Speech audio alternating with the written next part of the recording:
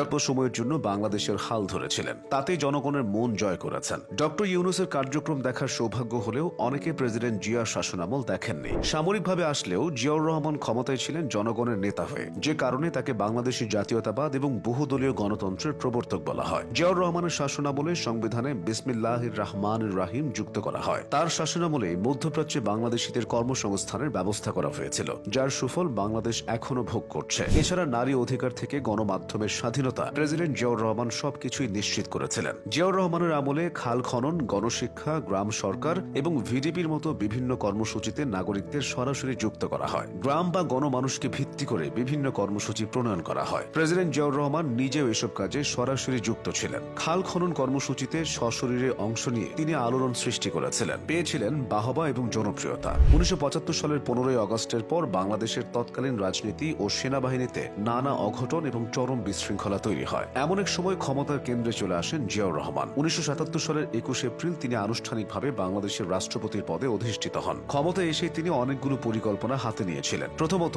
সামরিক শাসনের বৃত্ত থেকে নিজেকে বের করে এনেছিলেন। এরপর প্রতিষ্ঠা করেছিলেন বাংলাদেশ জাতীয়তাবাদী দল বিএনপি। বিএনপি সৃষ্টির পাশাপাশি তিনি দেশে বহুদলীয় রাজনীতির সূচনা করেছিলেন। তার আমলেই দেশে ধর্মীয় রাজনীতির উদ্ভব ঘটে, ফলে জামায়াতে ইসলামীও রাজনীতির মাঠে সক্রিয় হয়। রাজনীতির পাশাপাশি অন্যান্য দিকেও জিয়াউর রহমানের মনোযোগ ছিল। স্বাধীন বাংলাদেশের প্রশাসন ও আমলাতন্ত্রকে সর্বপ্রথম তিনি পরিকল্পিতভাবে ঢেলে সাজিয়েছেন। এরপর সামরিক বাহিনীকে শক্তিশালী করেছেন। মুক্তিযুদ্ধ এবং পরবর্তীতে স্বাধীন বাংলাদেশের সংবিধানে জাতীয়তাবাদের ভিত্তি ছিল বাঙালি। অথচ বাংলাদেশে বহু সংখ্যক বিভিন্ন মতের ও ধর্মের জাতিগোষ্ঠী বাস করে। তাদের জীবনযাত্রার ধরনও আলাদা আলাদা। তাই জিয়াউর রহমান শুধুমাত্র ভাষা বা সংস্কৃতির ভিত্তিতে নয়, বরং ভূখণ্ডের ভিত্তিতে জাতীয়তাবাদকে প্রতিষ্ঠা করতে চেয়েছেন। সে অনুযায়ী তিনি কাজও করেছেন। ক্ষমতায় এসে তিনি বাংলাদেশি জাতীয়তাবাদ নামে নতুন ধারা চালু করেন এবং সংবিধানে সেটি অন্তর্ভুক্ত করেন। এর ফলে সকল ধর্ম ও গোত্রের মানুষকে তিনি ঐক্যবদ্ধ করতে পেরেছেন। কৃষকদের উন্নয়নেও তার পদক্ষেপ ছিল চোখে পড়ার মতো। দেশে কৃষি খাতে সর্বপ্রথম যৌথ খামার পদ্ধতি শুরু করার পরিকল্পনা তারই ছিল।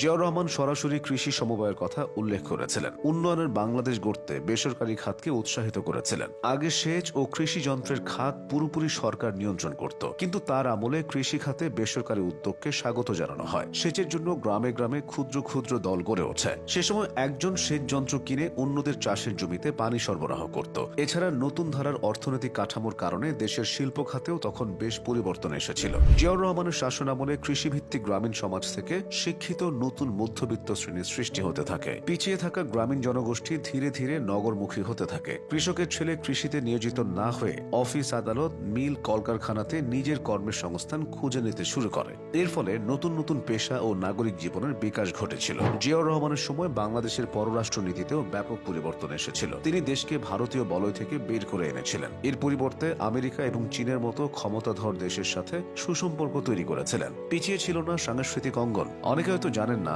জিয়াউর রহমানের আমলেই 21 ও স্বাধীনতা পদক প্রদান করা শুরু হয়। এছাড়া বেতার টিভির সম্প্রসারণ, টিভির রঙিন সম্প্রচার, জাতীয় শিশু কিশোর পুরস্কার প্রবর্তন, জাতীয় চলচ্চিত্র পুরস্কার শুরু করা, চলচ্চিত্রের জন্য অনুদান তহবিল গঠন, এসব তার আমলেই শুরু হয়। এমনকি মেয়েদের জন্য স্কুল ফুটবল টুর্নামেন্টও সে সময় শুরু হয়েছিল। জিয়াউর রহমান এমন বাংলাদেশের স্বপ্ন দেখতেন যে দেশটি নিজের পায়ে দাঁড়াবে। তিনি নেই, তবে তার স্বপ্নগুলো এখনো বেঁচে আছে।